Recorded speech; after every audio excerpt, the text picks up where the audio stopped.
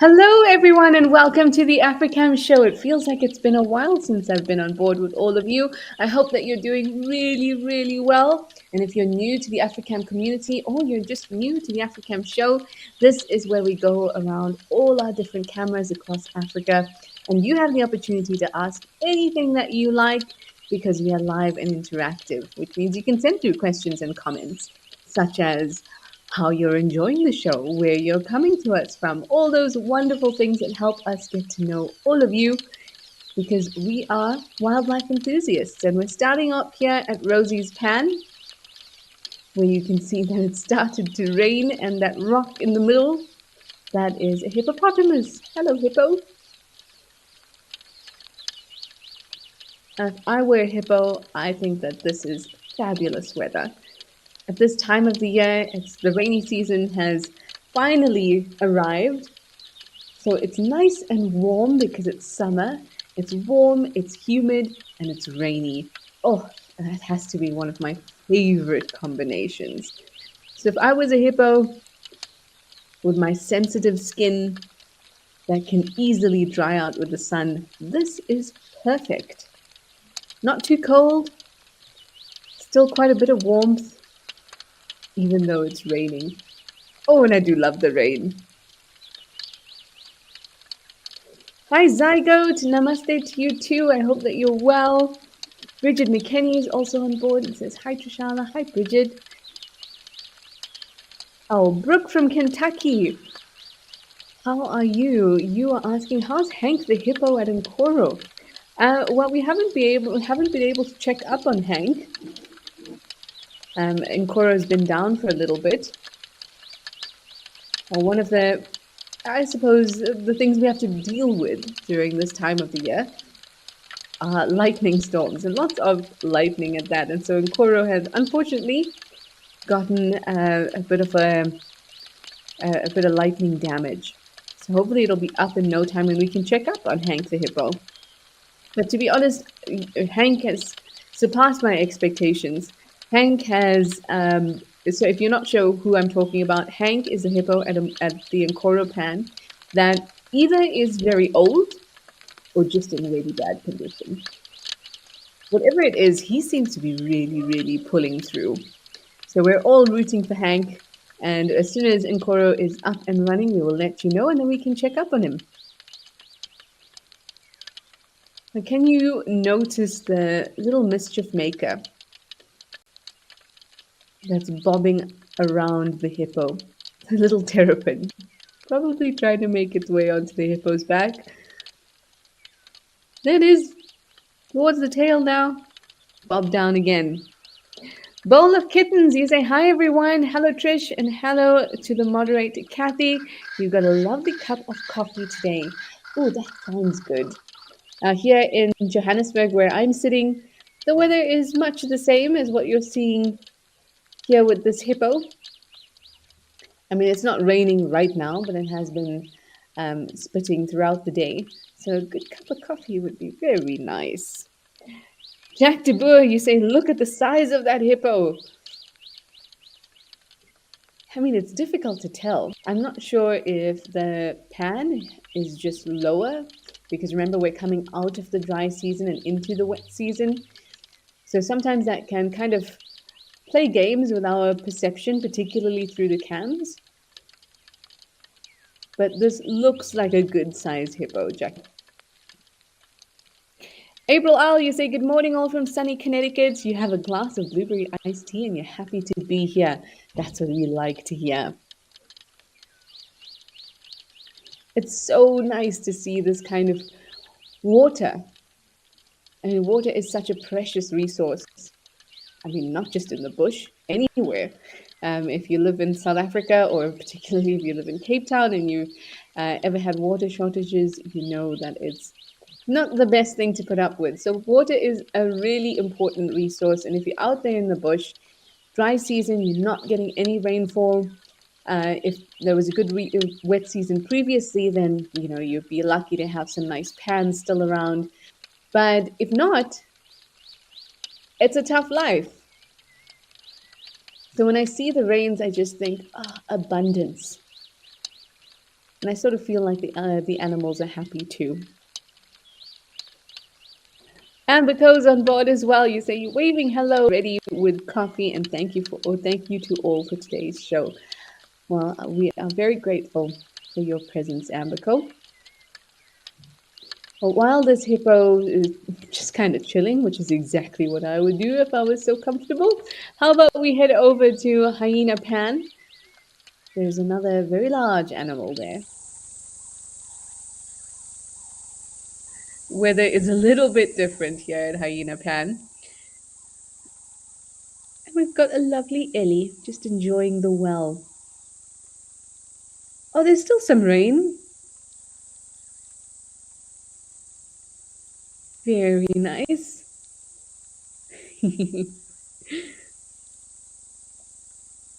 I love these areas where we have, or where we can see little wells because it's immediately where the elephants go to. But how picturesque is this? I really do love this camera. I don't know what it is. There's something so fairy tale like about this particular camera.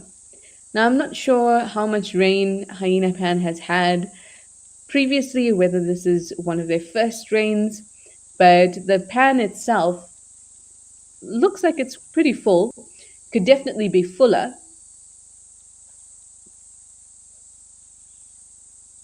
But areas in Namibia do receive less rain than we do here in South Africa, particularly where our cameras are. But this pan seems to be doing really well and almost looks glass-like.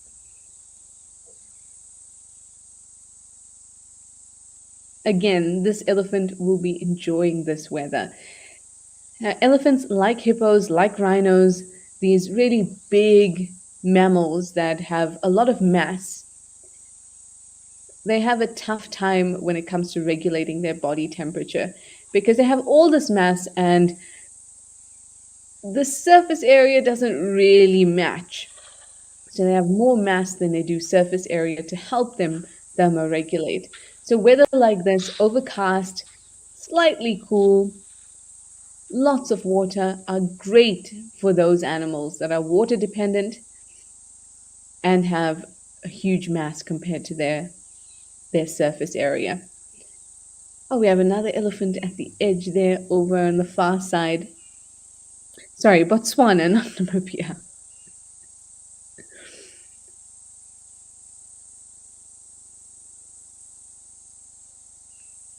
I'd actually love to have a look at one of our Namibia cams and see what it looks like there, whether there's been any rainfall, whether we can see some dampness. That would be really cool because, I mean, at this time of the year when there's this change that starts to happen in the bush, it's probably one of my favorite times of the year. You really get to notice things and all your senses are occupied. You get to notice, there we go. You get to notice the smells, the sights, the sounds, everything changes. And then once you get fully into the wet season and summer, you start to get used to it. Like right now, let me be quiet for 5 seconds. Tell me what you hear.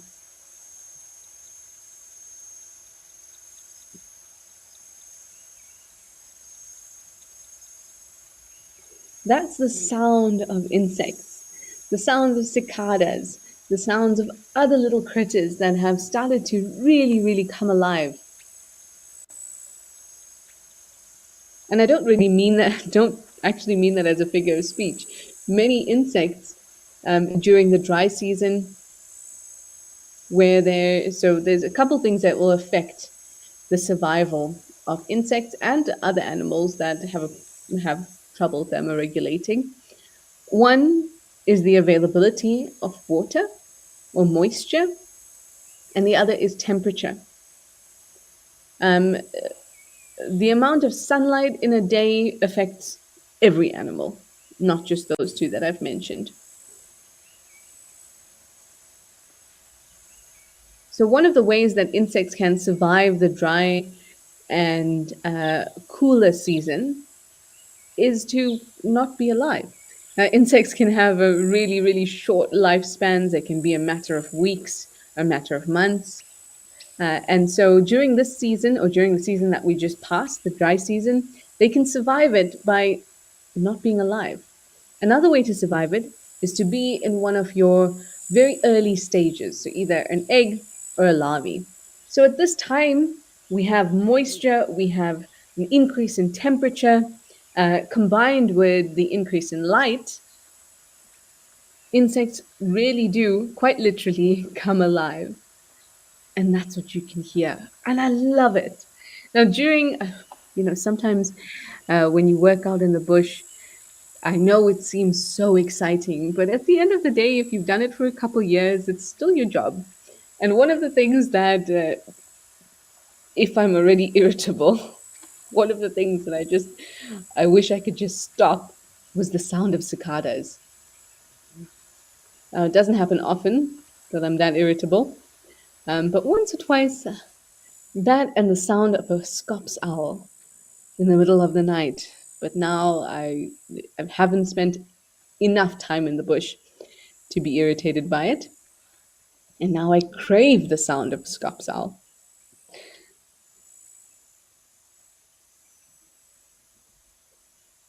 I've got some lovely zebra. Things look pretty damp here.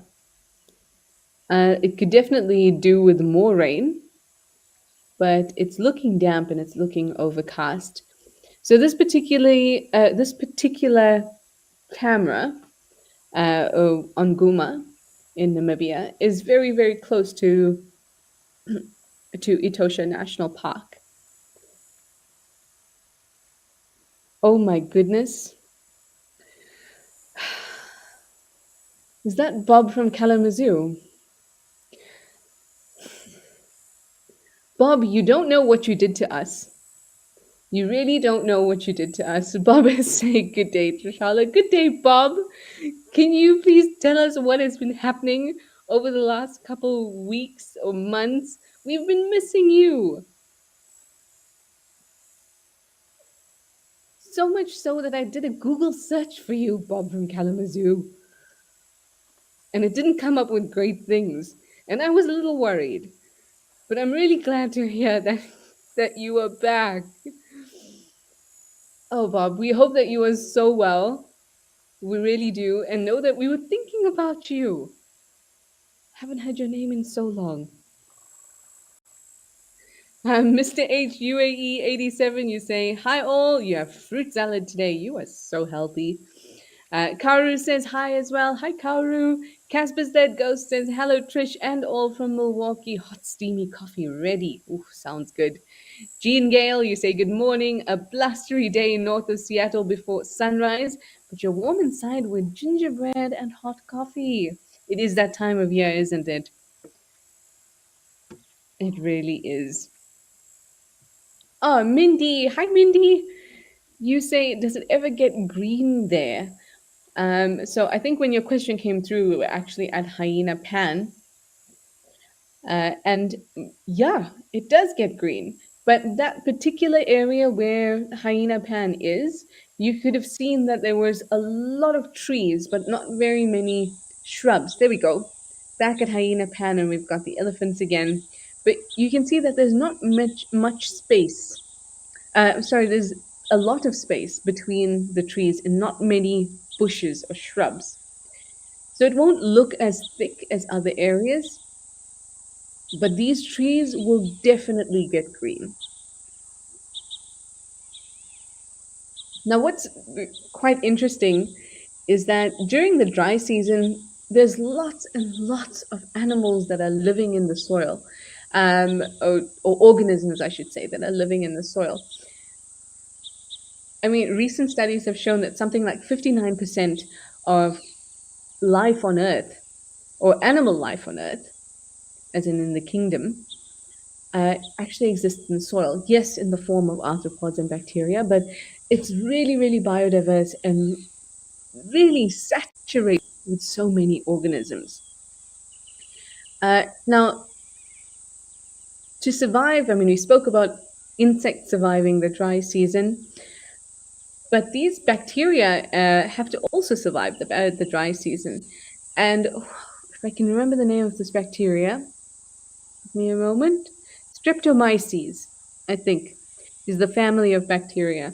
Now, streptomyces, in order to survive the dryness, produces these interesting chemicals. One of them is jasmine, and that actually contributes to the smell of petrichor. You know that wonderful smell you get when it rains, and that helps them to. It's a type of alcohol actually, and that helps them to survive the dry season. Now, exactly how, I'm not sure. I don't know if it helps them to remain dormant, but whatever it is, I'm not 100% sure. But trees do a similar thing. So, trees, when they start to feel that stress of the dry season, so a lack of moisture, it's starting to get colder, they also release certain types of molecules into the soil. Now, those tend to be fatty molecules and acidic molecules. So things like stearic acid. There was another one. Was it palmitic acid? But they start to release these molecules into the soil. Now, what those molecules do is that they can prevent the germination of other seeds around them. Now, I wonder, seeing an area like this, we know that it's not just the stress of the dry season that can cause that. We know that Timbavati trees do a similar thing. They release chemicals right around where they're growing, and whether it is to survive the dry season and prevent germination, or whether it is just to help the germination of your own kin, whatever it is, it prevents the other trees from germinating. So when we see thickets like this, what is actually going on in that soil? Is it just how the land is? There aren't any shrubby bushes around? Or are there trees here that are actively preventing the germination for whatever reason, dry season or just to protect their kin? Are they actively preventing the germination of other shrubs and trees around them? That was very long winded, Mindy, but you know you have a way of bringing that out in me. But yes, it will get green.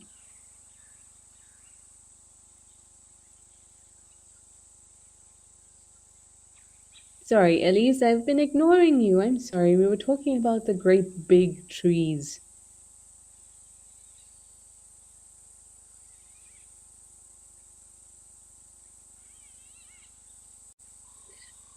Hi, Pi. You say good morning, everyone. You're watching from Brazil. Hello, and thank you so much for joining us. And you're really enjoying the elephants. You say they're so majestic. They really are. I love the sagacity with which they walk. They have this purpose. They also have this kind of grace.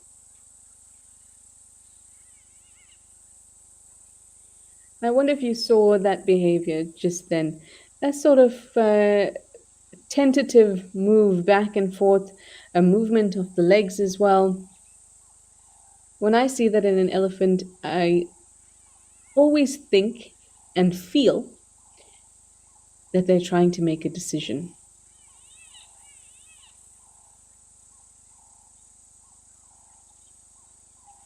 Andy, you say Anguma has had rain, but Safari Hook has not. Well, I think that will be a really interesting comparison. Ooh, something else I'm noticing right here.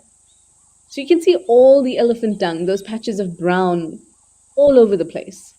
It's so visible because there isn't a ton of ground cover. But elephant dung can hold thousands of seeds, thousands and thousands of seeds. Imagine you're an elephant and you're constantly eating. you're trying to maintain this massive body of yours. You're constantly eating, um, yeah, like 100 kgs, 150 kgs of food. So there's lots and lots of seeds in them. And I wonder, and I think this would be a really cool thing to remember and see a couple, like, 2 months from now, whether any of those seeds actually germinate, considering what we just discussed about the chemicals that plants release into the soil.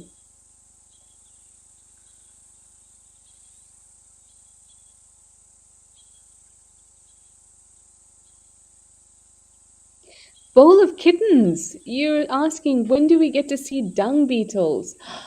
Oh, I do love dung beetles, but this is the season for them. This really is. Um, they should start popping out soon. I'd give them, I mean, generally when I see them, it's the thick of the wet season, so maybe they need a little more time, but we should start seeing them soon. Last year, we didn't see many dung beetles. Now, that could have been because we didn't have a great wet season um, last year, or there could have been other factors. Maybe we just weren't looking in the right places. I definitely saw some, but not as many as I had seen previously. So hopefully this year we'll see a whole lot.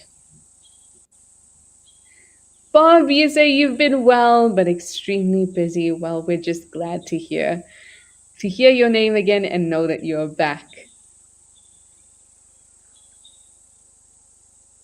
Okay, so as Andy has told us, Onguma has had rain, but not Safari Hook. So how about we head over to Safari Hook and have a look?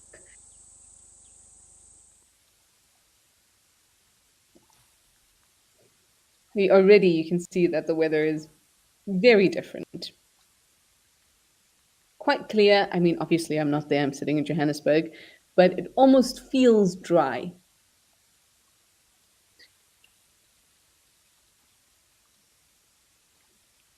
Now, the problem when there are prolonged periods of dryness, and when I was saying to you that plants release these chemicals into the soil to help them survive the dry season, plants and the bacteria in the soil have a really awesome relationship. The plants can release these things into the soil to help them to survive the dry season, and these acids and fats are really good for the bacteria, and they often use them. They consume them. But when it is very dry and the bacteria are not around, maybe it's gotten so dry that they haven't been able to survive the dry season, then those fatty acids they build up and they can cause the soil to basically become like concrete. Nobody can germinate there. Water can't penetrate there. But again, these are cycles that the planet is constantly going through, and environments, specific habitats are constantly going through. There are times when wet seasons are absolutely phenomenal, and times when the dry seasons are really, really, really dry. And these are cycles that all habitats eventually they do. But one of those side effects is of the dry seasons is having this really, really hard soil. And that's kind of what we're seeing here. But when we're in the wild, there's constant movement from animals, and I think that makes a big difference compared to, say, land that's been farmed. But the movement of animals, the hooves that are hitting against the ground, maybe they're running, maybe they're walking, whatever it is, but they're constantly kind of cracking that top layer that becomes really, really hard. And I think that's very important because wild spaces recover much more quickly compared to, say, farmlands or overgrazed areas, things like that, that of course suffer from the same thing because they still have dry seasons and wet seasons.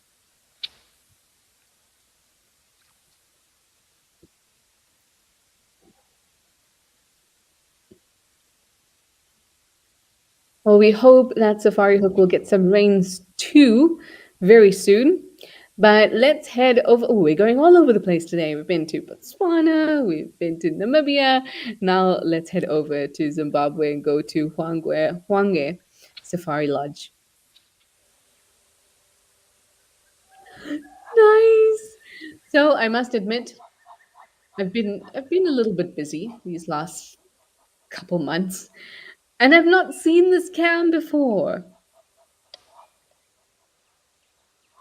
Oh, this is so wonderful. We've got some baboons, got a kudu, and koala.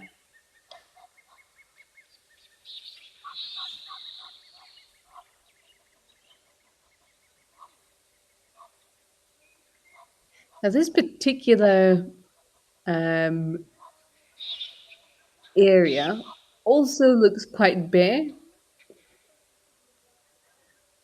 but this will change again. And I mean, if you have a garden or plants, oh, we've got a marabou stork. Who needs a garden or plants when you have a marabou stork? Just to finish that thought, if you do have a garden or plants, you'll know that you need to water thoroughly. You need water to go down through the pot or down through the soil.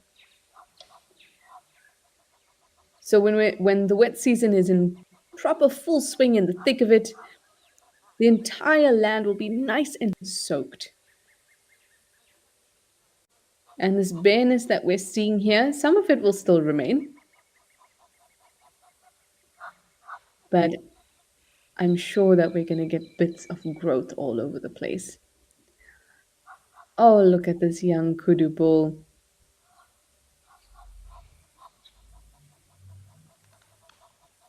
Those are some pretty nice horns you've got there. Oh, we've got to check my baboon with a little baby. That's falling off.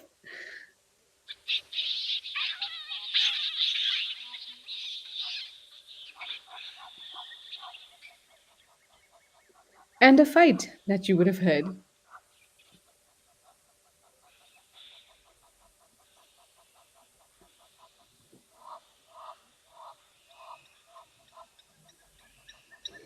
Now, you might be wondering why this kudu bull is on his own. He's not a mature bull. He still has a couple years to go. But kudus have a very loose social structure. Of course, the females and their offspring stay together. And sometimes you may get a group of a couple females and their offspring. But the males, those kudu bulls, they need to be pushed out. And sometimes you can see them completely on their own. Sometimes they're joined by females and their offspring. So this one's obviously wandered off on his own.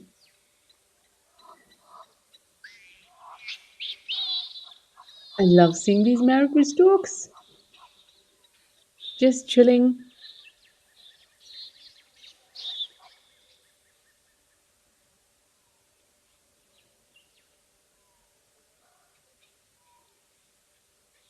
And our impalas here are pretty much a mixed herd.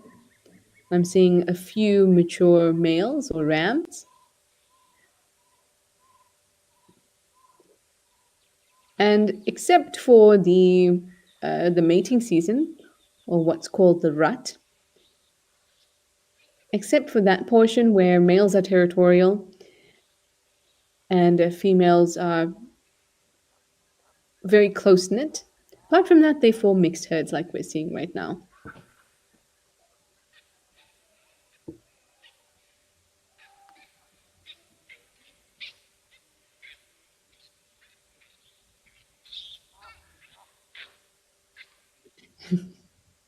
I mean, is a safari ever complete if we don't see impalas and blacksmith lapwing? Got two down the bottom there.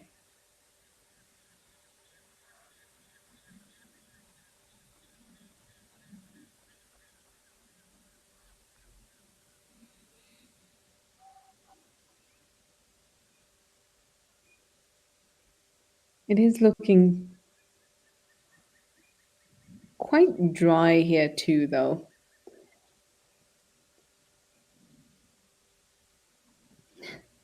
Zygote, you say baboon arguments. There's always arguments when it comes to baboons.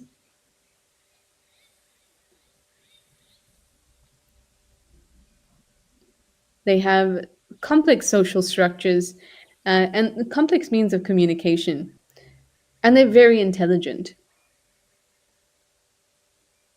The simpler those things are, so social structure, communication, the simpler those are with animals, and I mean, kind of think of us as well. The simpler a relationship is, the less likely that you are to have arguments. But as soon as you can start interpreting things differently, you can start forming alliances and friendships and preferences. One baboon individual over another, or one human individual over another. It also means that there's going to be difficulties within your group. Now, that's not a bad thing. It's just a product of intelligence and complexity.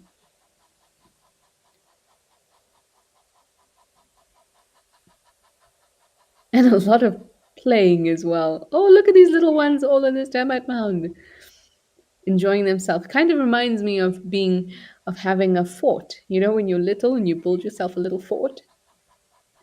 Kind of reminds me of that. Jumping from the top.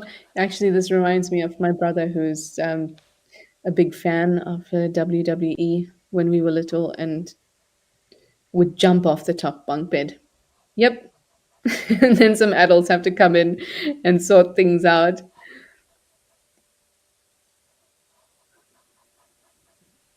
Or a random impala. Where are you going?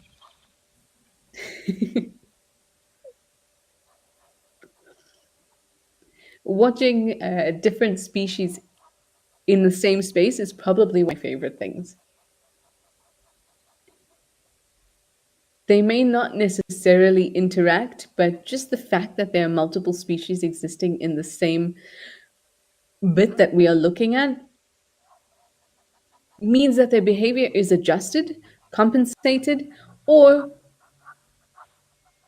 specific situations, or they're hyper aware of specific situations. And I love to see that. Sometimes animals will not react to each other at all. Different species. That is, look at these two falling down. Oh, this is so sweet.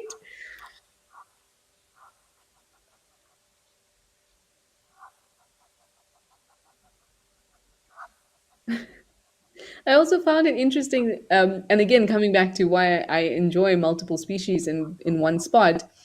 When Hala walked past this termite mound, the one little baboon that was on the termite mound kind of moved to the camera side, almost like it was either avoiding or unsure of, or trying to figure out what the impala was going to do.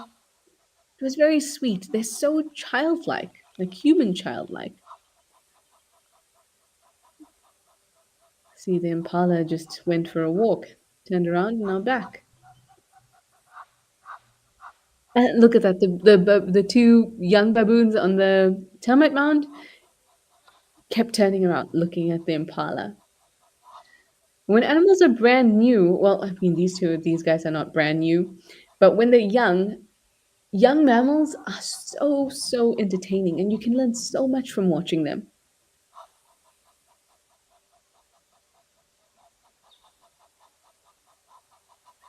They're still getting used to the world. They're still trying to figure out what's allowed, what's not allowed, what's dangerous, what's safe, what can I eat, what's going to kill me.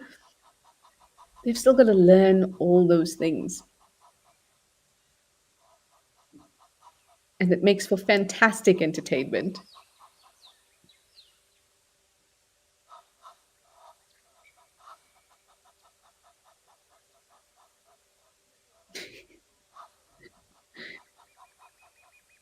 Now, some older individuals are getting in on the action.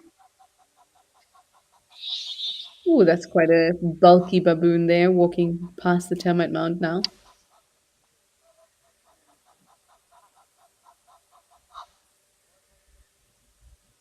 You might see some of them scratching the ground. Now, that's to look for little seeds, maybe even little roots, because roots are nice and juicy. Little bulbs, omnivorous, so they might even be looking for little insects that are starting to emerge and then popping them into their mouths. April Owl, you say king of the hill. Exactly.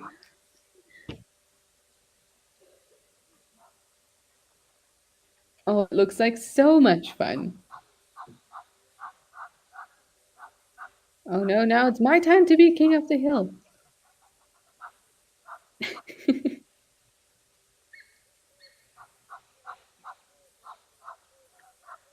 When I see young mammals play like this, and it's the same for young elephants, when they're in a really big family group, a big herd, and they're at a water hole, and the cows are very relaxed and they start to play and be very silly, like we're seeing here with the baboons. It just makes me feel like these animals feel so safe.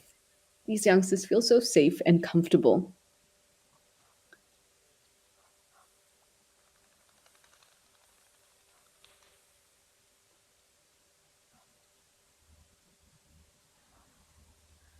That always gives me a good feeling. Ooh, now that we've pulled out a little bit, see that is looking very bare. I'm hoping that changes over the next couple weeks. Isn't it just amazing how, when the right um, ingredients are available, then suddenly things can happen so quickly. Grasses can sprout, trees can sprout, um, mushrooms can pop out. It can all happen so quickly when all those factors come in at just the right time. Oh, hop, hop, hop.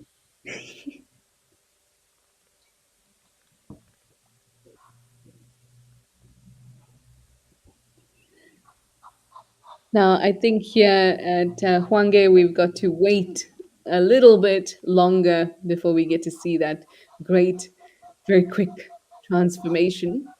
But how about we head over to Tembe? Because at Tembe, things have gotten very green and bushy.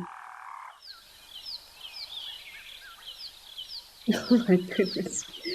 Tembe has always been so, so bushy. In fact, I'm not even sure that they've ever gotten totally dry. I wonder if we could have. Oh, there we go. I was just about to say, you crested guinea fowl, you cute things. They have a very Tina Turner look about them, especially the way they move and their feathers on the head, which just looks like the greatest hairstyle. Here at Tembe, Tembe is northern KwaZulu-Natal, a province here in South Africa. So it's one of those areas that receive a lot of rainfall. It's nice and humid, so there is generally quite a bit of moisture in the air. So it never quite gets dry. So when the rainy season comes, it just explodes. Again, coming back to this feeling like this season is a season for happiness and abundance of resources. The Nyala are happy. You can see there's only a few bare patches, and I suspect that those bare patches are actually areas where the sand is very loose, almost riverbed type sand. It's very much like coarse beach sand.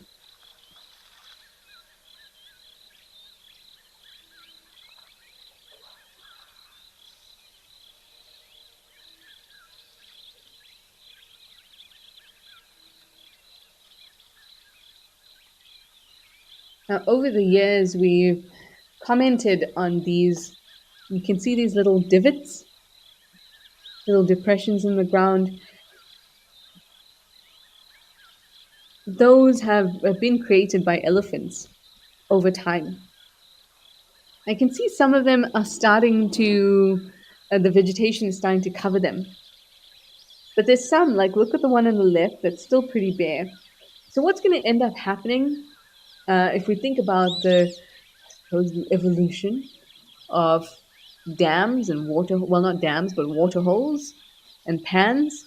This is how it starts. Just like this, what you're looking in your bottom left corner. As that, during this season, will start to fill with water, and it becomes a pan for mud bathing, for wallowing. Maybe at this stage, the size of it, maybe you get a couple of warthogs in there enjoying themselves. And then it gets a little wider. And a buffalo comes in there, it gets even wider. And then a rhino. And that's how these seasonal or ephemeral pans start their lives. It's just little depressions in the ground.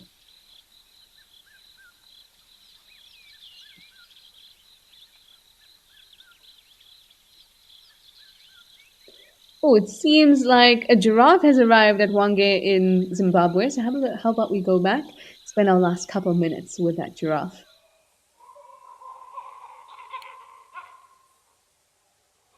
Oh, hello, guys. Aren't you sweet? I wish you had more water, but don't worry, it's coming.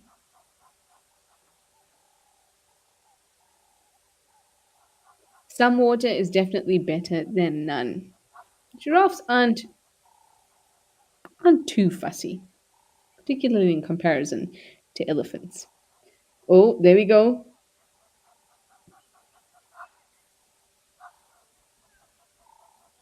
See, both of them are spreaders.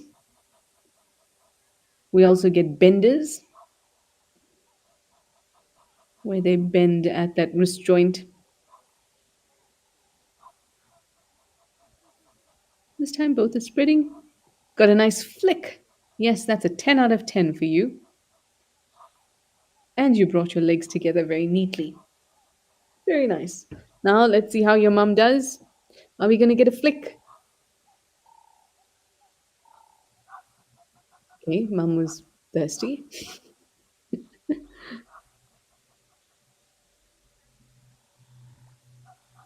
Oh, very nice. Very, very nice. This is a 10 out of 10 for me. If you saw me, I'd be holding up my 10 out of 10 card. It really is a sort of gymnastics when giraffes have to dip down to drink. So many interesting things happening in their bodies, from changes in blood pressure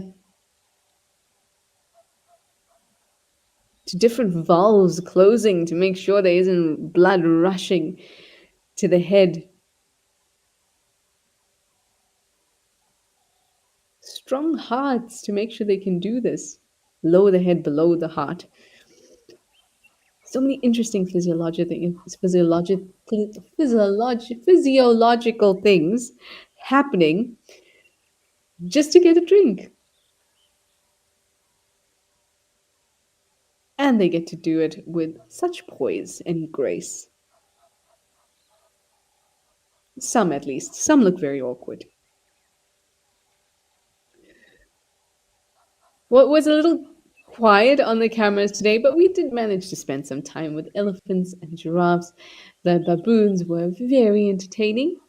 It was nice to see some of the usual suspects, the impalas, the well, even though they were crested, not the helmeted type. And crested, we don't see that often, so it was cool. So, a wonderful time spent with all of you during the Africam show. Bob, we are so glad to hear about you. And we hope that you will keep busy, but that you will also have some time for us. Well, thank you all for joining us. It has been wonderful as usual.